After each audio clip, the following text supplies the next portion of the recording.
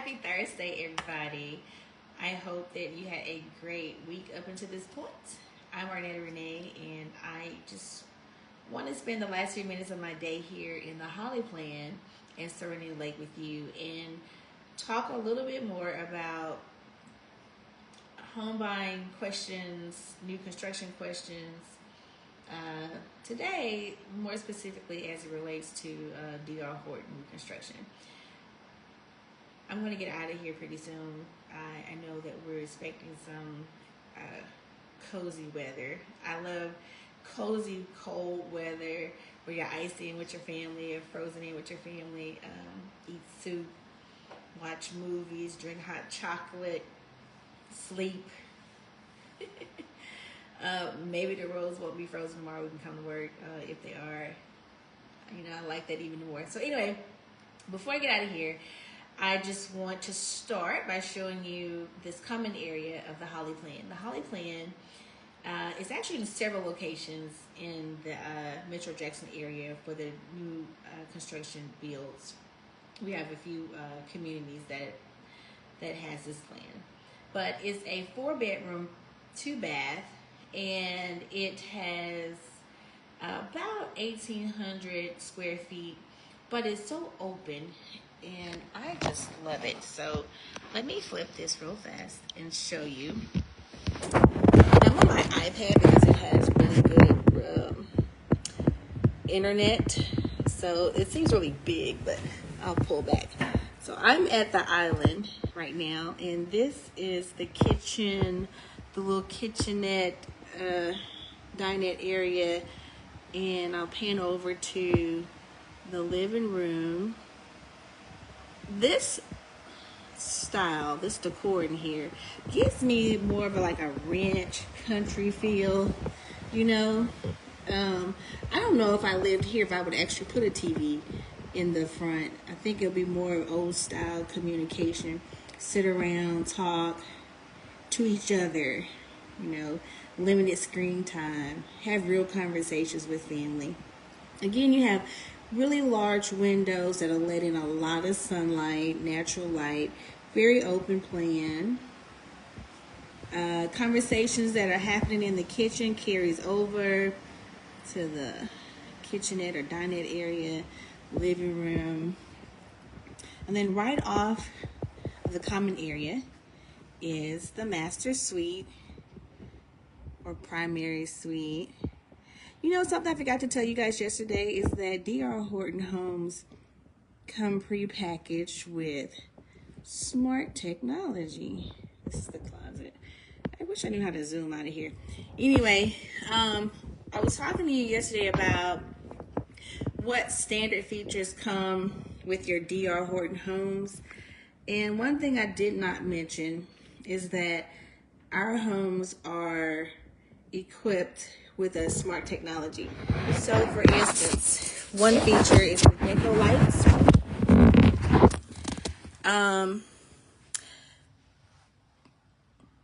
The deco light systems, they come pretty standard with your rocket switch, but once you close, you will meet with the deco representative and they'll bring you, I think, 5 free smart switches.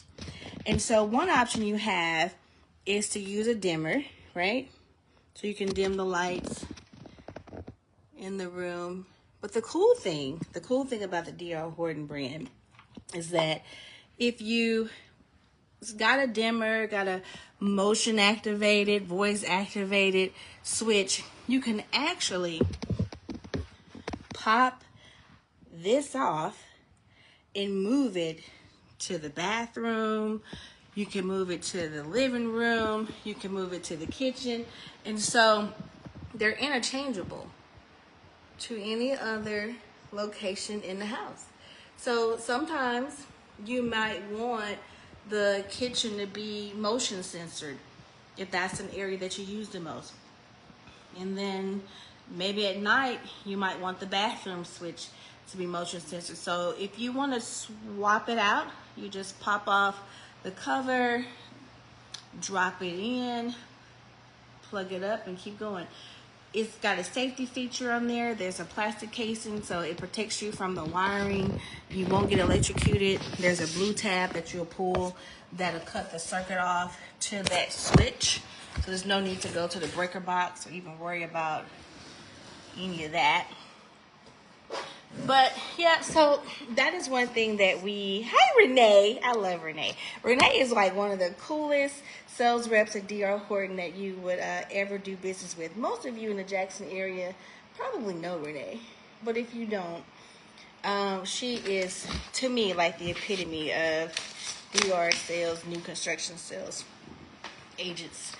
So anyway, that's a cool thing I didn't mention to you yesterday about D.R. Horton products and like what comes in our house. So I got some more questions today, and I'm just going to talk to you real quick before it gets too dark. But one thing was, what are some red flags to look for doing your home tour? So this is for like my first time home buyers, people that are new to this whole process, and you want to know what to look for and what to expect.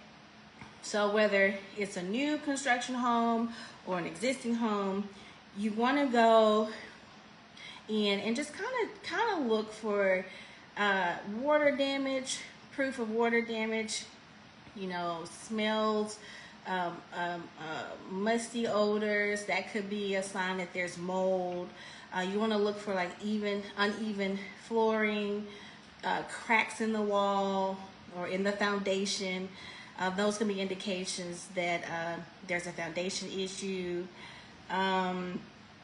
Outdated electrical outlets, or you guys don't really look at the attic, but I recommend that you do peek up there. You want to see if the insulation is missing any parts, and what type of insulation is in the attic, because that's going to impact your heating and cooling. And so a professional inspection is what you would want to get, because it's going to cover a whole lot more. They have a trained eye for these types of things, but I just kind of want you to have something top of mind to be aware of and kind of look for when you're doing your inspections. Now, with D.R. Horton, the homes that I sell, your inspections, like I told you yesterday, they're going to pass because it's new construction. That doesn't mean that they won't find some things on it, but it just means that whatever they find will fix it. It's a new house. But you won't have any issues. When you're looking at an existing house, I just want you to be aware of how to find potential issues, because major repairs is something that you probably aren't budgeting for when you're thinking about buying a new home, unless you're looking to flip one. But the idea is, if you're not searching for a flip house or a project, you don't want to invest in one and make that the case. So just want to kind of make you aware of that. And then other things you want to ask about is find out like the age of the roof, the HVAC system, just major components in the house. If they've had any roof damage, if they had it replaced, the furnace. This kind of helps you plan in your budget for future maintenance. If it's still under warranty, if it's expired. New construction homes, you typically don't have to worry about home warranties in the beginning, because your warranties for all your house, the structure itself, the appliances in it, typically are covered by the seller for an adequate amount of time. But if you're buying an existing home, then those are things you want to think about. You want to factor in replacement costs of these major components, and how frequently or how soon you'll have to do that, and what that expense looks like. So the homes that I sell typically are under warranty, and they're built to last because they're built with energy efficient materials, and that's just kind of like one less thing to worry about up front. When it comes to like our warranties and what we offer in our homes, I think I mentioned this on yesterday, but I just wanted to tell you because I don't think I was really thorough about our warranty. But so with D.R. Horton, you get a 10-year structural warranty for major components like the foundation, the framing, right? And then you get a 2-year warranty for systems like the plumbing, the electrical. I like to call it everything behind the walls, right? Your HVAC. And then you get a 1-year comprehensive warranty for everything else. Now, someone said, well, how do I file a warranty claim if I need to contact you? Like, who do I contact? And we use a warranty provider, a company called RWC. And within the first year, well, I would just say at closing, we give you their contact information. You would refer to them first, but just depending on what it is, you might can still call the construction team with DR Horton locally on site. Within the first year, we might come and assess it and then determine if it's something that we'll do in-house, or if we want to kind of, file an extra claim. But the thing I'm trying to get you to understand is, with our homes and with this purchase, warranty is something we don't want you to worry about. We want you to come in, live in your house, and not buy an investment that you have to worry about, constantly repairing or fixing. So we settle all of that for you. We make this easy.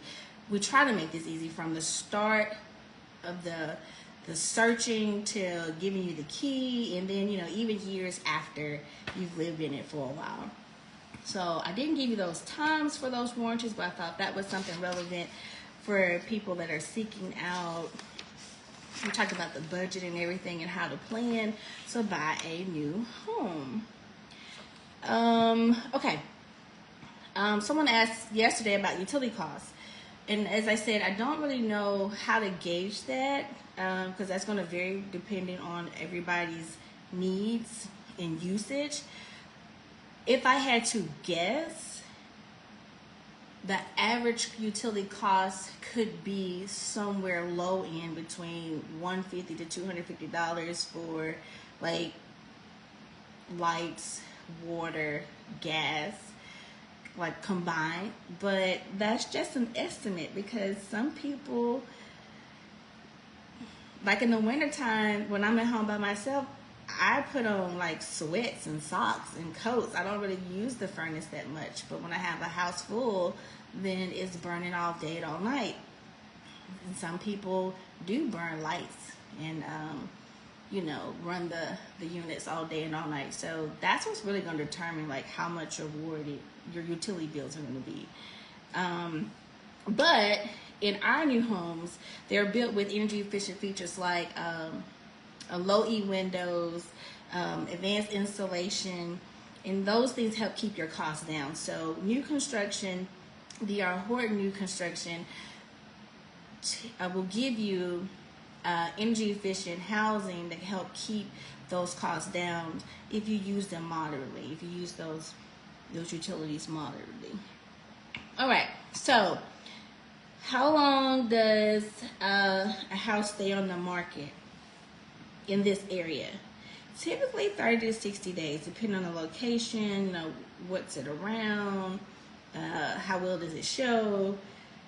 But homes can stay longer, and sometimes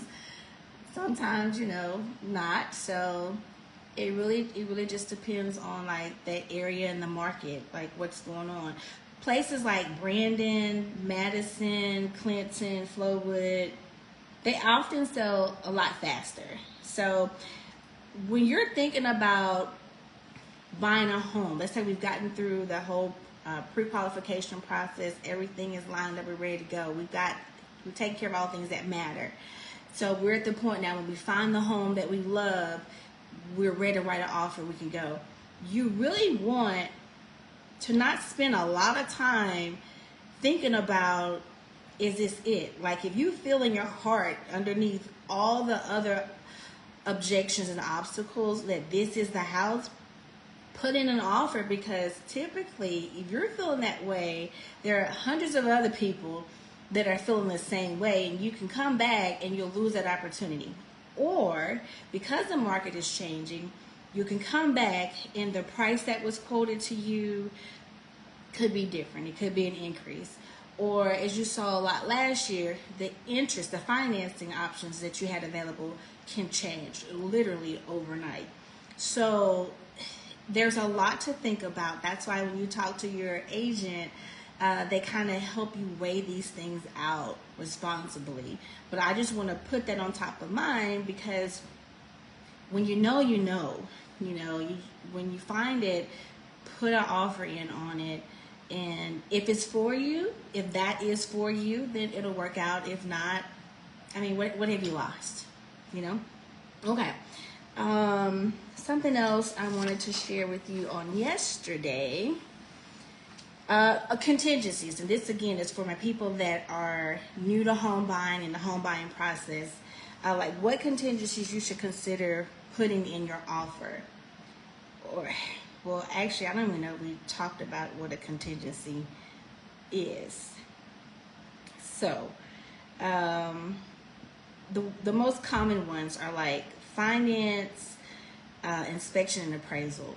So the finance and contingency really kind of ensures that you're covered if your loan falls through. If you've been pre-qualified, but something happens between your qualification and closing and you can't get the loan to go through, then you don't have financing, so the seller can't, there's no exchange. The seller can't sell the house.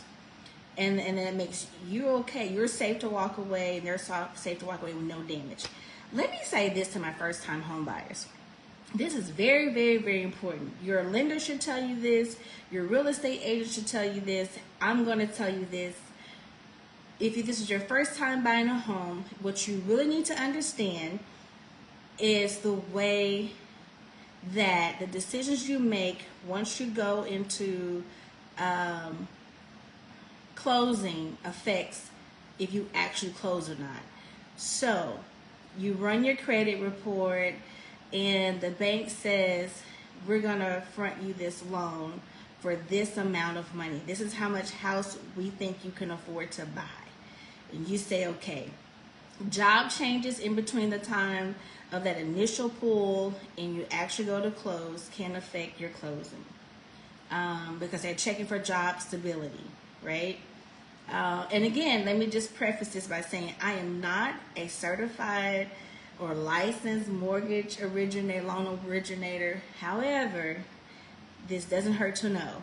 And you can always ask questions to your lender. And if I say something that triggers a thought, call a lender. But just being in this industry, just understanding how it works, things that change. If someone gives you a lump sum of money as a gift during your closing time, that is something that can affect your ability to receive your loan or to close. Because the bank wants to know, they want to account for all the money that you have. You gave them one list before, and then you've got a $5,000 deposit in your account, it's unaccounted for, it's unexplained, or $2,000. Sometimes family wants to help us get a home, and they'll give you $5,000 to go towards the purchase of your home.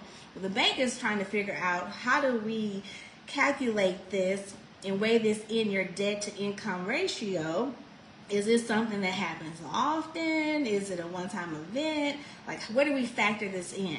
And so they're going to reach out to you and say, what was this $5,000 deposit you got the other day? And if it's a gift, you can easily explain and say, hey, my millionaire uncle just wanted to bless me and my family by giving us a gift. He just did it this one time just to help us out, or whatever. So those things can be explained, but communication is going to be key. Keep it open, keep it transparent, and just know that the bank is in the business to make loans because that's how they make money. So they're not trying to be mean or be all up in your business or be controlling. Everybody needs everybody else to work together to win. So that's what that's about. It can feel intrusive. That's why I'm explaining to you to kind of take that away, because understanding is everything, right? All right, other things you want to stay clear of during your closing period is major purchases. on credit, creating new lines of credit. If you get approved for your dream home, $400,000 house, you're under contract, and you go buy $10,000 worth of furniture to put in your home before you close, and you financed it at Ross on Highway 80 across from T&D Furniture or Miss Skelly's or Ashley's Home Store, wherever you want to go, and you're so excited to furnish your home, and you create this new trade line that's a $10,000 debt. Well, that now offsets your debt to income ratio, which means the house that you originally qualified to buy is going to be a lot less, because they've got to add in this new $10,000 debt over, a period of time. So that, for some people, has cost them their loan, their approval. Don't go buy a new vehicle in your name or whatever borrower's name that is on that loan application. Don't go finance a new car or truck until you close, because it's the same concept. It's going to affect your debt to income ratio. It's going to change it. Now, if you get a raise or if you get a new job and it increases your income significantly, that's going to affect it too. But that's going to be a good effect, right? But I think just the safe way to play it is just don't do any of this. If you have credit card debt, when you applied for your loan, your mortgage loan, and if it was close to 100% utilization, if they approved it, knowing that, I would say keep it where it was, or continue to work to bring that utilization down. If you make, let's say you had a $5,000 credit limit, and when you applied, you had $4,500, a balance of $4,500 with a max limit of $5,000, and they still approved you for your house at X amount of dollars. Well, if you're going to use that credit card while you're under contract, I would say if you buy something for $300, pay it right off. Don't let it max out.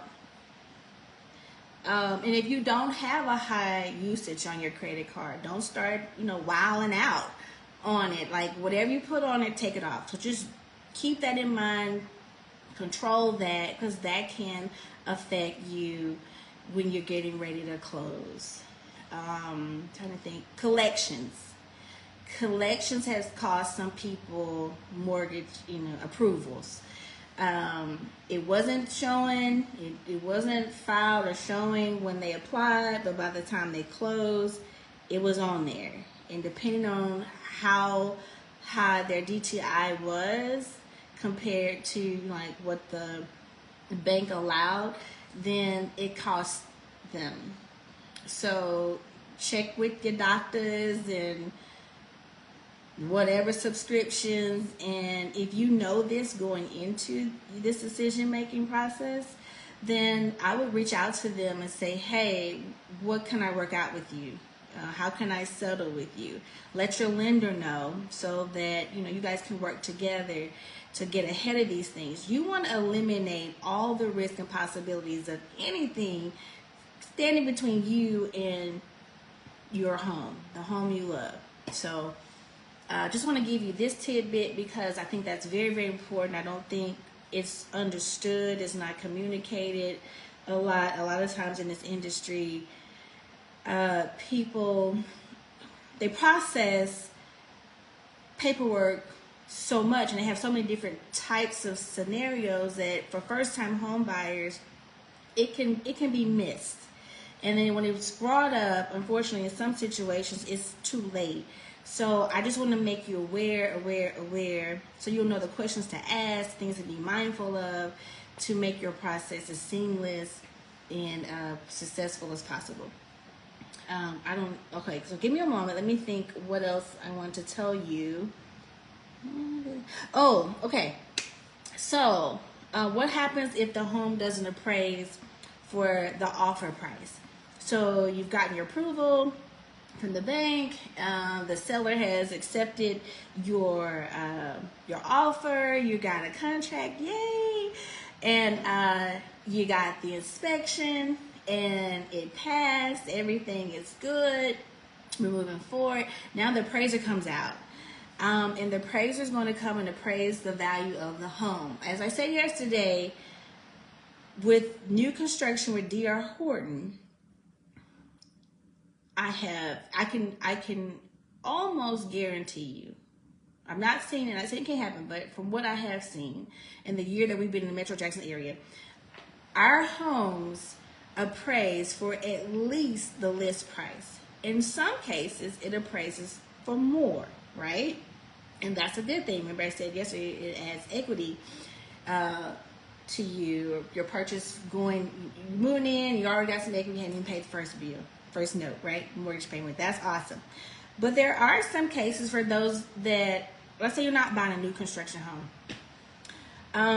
You're buying an existing home. So if you buy a home, you want to buy a home, and you get to the appraisal, and it doesn't appraise for the offer price.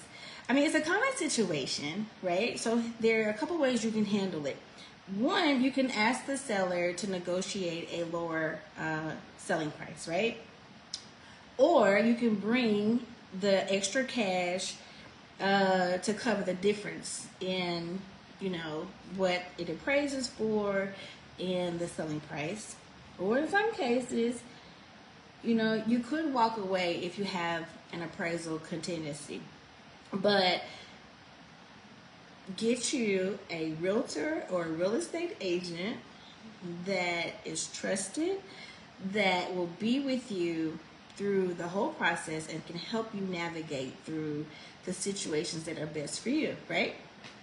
Now, I say that because I don't sell for other sellers, okay? But if you're buying a new construction D.R. Horton home, I don't even think we have to really worry about the other two. But if you did, I'm still going to be there. I'll be that great realtor to help you through that process. So you'll be in good hands. Let's talk about contingencies. We talked about appraisal contingencies. I don't think I talked to you about that. Yes, that's where I jumped off.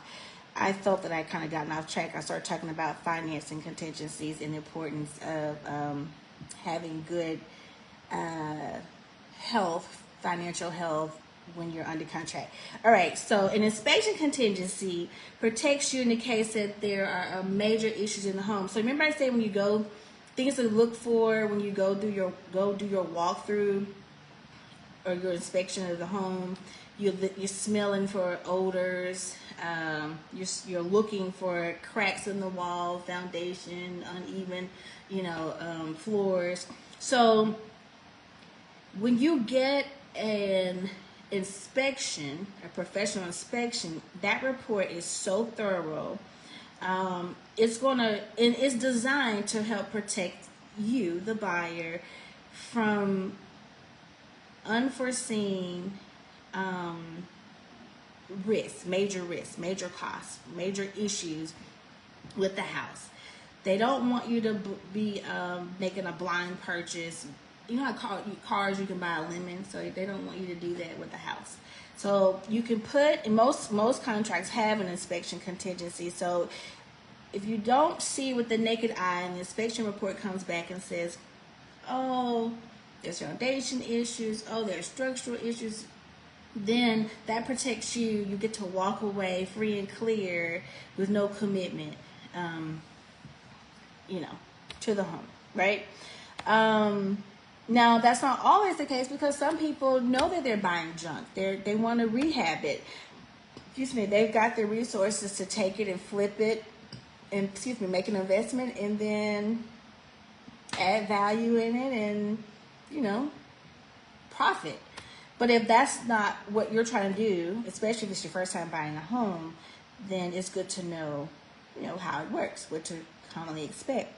And then for the appraisal contingency, that's just to make sure that you're not overpaying, right? So I just told you about how if the house doesn't appraise for like the offer price, what you would do, because you don't want to pay for more than the house is worth.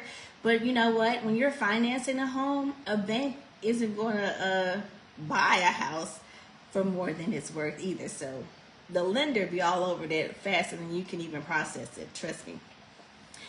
All right. Oh, okay. Here's a question. What can you do to make your offer stand out? And I think this is safe for new construction or existing homes, right? Few things you can do is just to make a competitive offer. You can offer a competitive price for the home. Some people might pay a larger deposit just to show the seller that they're really committed, they're really invested, that's their goodwill. Your earnest money just says that in good faith that you're intending to buy this home. You're not just trying to hold it up and tie it up from being sold, because you're thinking like you've made a commitment. And so that's kind of what that earnest money says. And then also, I think this is more important than the other. Shorten your contingencies, or less contingencies. So the less contingencies that you have, the more attractive your offer can be. If you have a home to sell and there are some people that are interested in your home that you want to purchase and they don't have a home to sell contingency, then their offer could be considered over yours, and then that's something we'll talk about later, like first right of refusal. We'll talk about that later. I won't take you too fast. But that's something to consider. Like, if you see scratches on the wall and it's chipped, the paint is, depending on how old the house is, and you want the seller to repaint the whole house and fill in the mortar cracks in the brick outside, and pressure wash the driveway and the sidewalk, and clean all the leaves out the gutters, and this house is 40 years old. This house could be 20 years old, 15 years old. I mean, you can ask for it, but there could be another person that's like, oh, I got a ladder. My 19-year-old son's got nothing to do when he's at home from school, and he can clean the gutters. Or, we love to, I want to change the color of this house anyway, so I'll either hire someone to paint it, repaint it, or do it myself. Their offer is probably going to be given more consideration. So that's what I mean when I say shorten your contingencies whenever possible. I hear myself saying, I've been trying to work on the public speaking thing, and I don't like hearing that, but I hear myself saying that, so I'll work on that. All right. Oh, my friend asked me this the other day. She says, will you help me review all my closing documents before I sign? And she says, do you do that? And I was like, yeah, absolutely. Like, I don't think it's like a law or anything, but I don't want you to sign anything that you don't have full comprehension and awareness of. This is like one of the largest purchases and investments that you can make. So I want you to be fully aware of what you're getting into.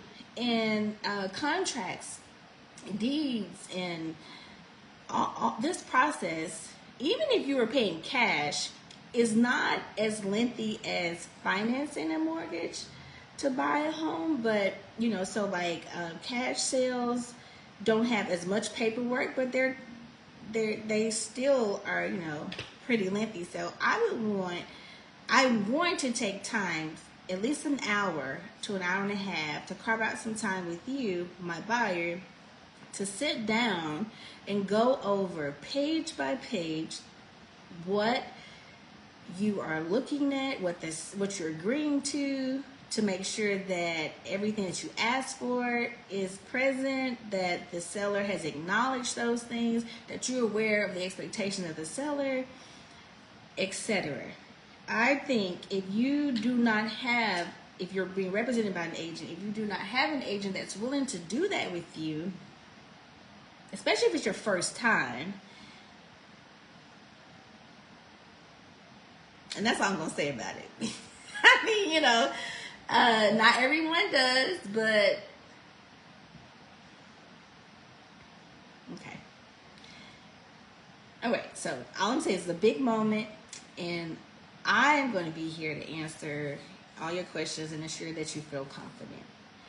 And if I can't, I've done this before, even if I can't do it in person, I will send you a voice memo going over the key points of every page, page by page, line by line. All right. Yesterday we talked about D.R. Horton's Serenity Lakes community. I thought I would be at the Hollows today, which is around the corner, but I'm still here in Serenity Lake. I'm in the Holly plan, which is the first model home. Actually, the Alex plan we were in yesterday is the newer model home in Serenity Lake. And the reason why we're doing that is because on that street, the rest of the homes that are being built in this community are about the size and style of the Alex. So to give you an idea of what that looks like, to demonstrate that, we put a comparable home over there. So the Holly plan that I'm in right now is actually for sale. A lot of people that come in here love the garage. It's been converted to an office space. But I just want to tell you that if you're thinking about buying this lot, know that the garage is going to be converted back to a garage. We cannot sell it to you as a sunroom or as an office. The HOA just won't allow us to do that. Okay. Oh, yes. What type of installation, windows, energy efficient features are included in the D.R. Horton homes? And I think I said this wrong yesterday. I think I kept saying ELO, but we actually build top tier energy efficient features in our home, like the low E windows. And I said that they are the windows that refract the heat away from the house, right? They're designed to reduce heat transfer so you can save on energy costs. We use an advanced insulation technology in our roofs. I talked about the radiant barrier technology that's in the roof, but I also found out today that it's in the walls. So in the walls it's called R13, and then in the attic it's R30. And then again, that's an energy efficient technology that's used to help keep your home comfortable year round and keep your costs low. Let's see. Oh yeah, we've got HVAC systems that's energy efficient, LED lights, tankless water heaters. Something cool about the smart feature, now I think about the LED lights, is that this home is a smart home. So you get a Alexa device or Echo device. When it comes to LED lights, I have tried to replace all the light bulbs in my home with smart lights. So you can use that Alexa device to control your lights. It can be dimmers, you can change colors, it can be music activated. I think that's pretty fun. I put those in my living room. And so the smart features that come complementary to the home's purchase does not require an additional subscription. It works off your Wi-Fi, and that's just a quality and added feature that you will find in D.R. Horton new construction homes. I've been told that there are some, higher end priced homes in the metro area that don't offer smart features. Okay. What appliances come with the home and are they covered by warranty? Again, yesterday I mentioned that the microwave, the gas or electric stove, depending on where you are, and the dishwasher are standard with the home. And those warranties typically range between 1 to 5 years. So when you're buying a new construction home, it's actually can be more affordable when it comes to warranties or insurances because the home is new. It's not been lived in. The appliances haven't been used. And so you can save money on insuring something new versus something that's, 30 years old. Is likely going to need some replacement. So that's something to think about.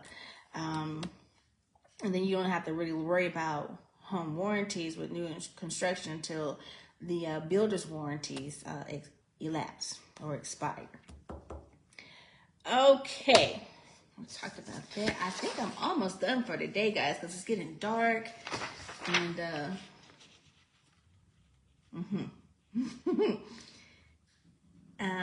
I am so glad that all of you are on here. Okay, where are these located? Yes, so they are right now I'm in Pearl. I'm in Pearl, Mississippi. I am in the Serenity Lake community. It's on Old Brandon Road. It's near the airport. And then it might be Saturday. I'll be at the Hollows around the corner it's on Old Brandon, not Old Brandon, El Dorado. So you'll continue past Serenity Lake on Old Brandon, and then you'll make a left at the stop sign, and it'll take you up El Dorado. Not even a quarter mile to your left is our newer subdivision in Pearl called the Hollows. So we can talk about scheduling you a tour here at both the homes I've shown today and on yesterday, and see how they feel. I love them. They are so cozy because I hadn't left yet to go home. It's almost 6 o'clock. I'm here with you because it just feels good. I love my job too. Some people don't like coming to work. Work for me, this type of work for me is fun. Oh, I think this is where I'm going to end our session tonight. So I was talking, I think 2 days ago, about interest rates during construction. Someone asked me, well, can I lock in my interest rate during construction? So the answer is yes and no. It just depends. And then I'm going to talk to you about some buy down options. So you can lock in your interest rate during construction with D.R. Horton's preferred lender, DHI Mortgage, when they're offering like extended rate lock programs. And the best ones, the BFC rates, I think we're currently out of, but when they're available, they are actually buy downs that are purchased through the life of the loan or for the full term of the loan. That's 30 years. If you so choose to do that. Okay, that's great because your interest rate, if the market right now, let's say this is just me throwing out a number, let's say the interest rate is 7% today, and you were approved for a loan through DHI Mortgage, and your interest, the BFC rates, you qualified, they were available, and so they were offering 5.5%.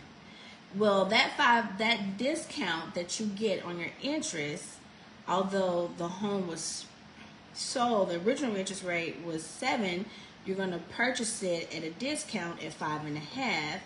Most lenders, like in the last few years, locally, I'll just say on the local market, what I know about, was offering buy downs for 24, maybe 36 months, with the thought that the market would change, rates would go down, hopefully people's income and lifestyles would progress, right? Or you can buy in ARMs where it may be 7 to 10 years of a lower interest rate, and then after that time period.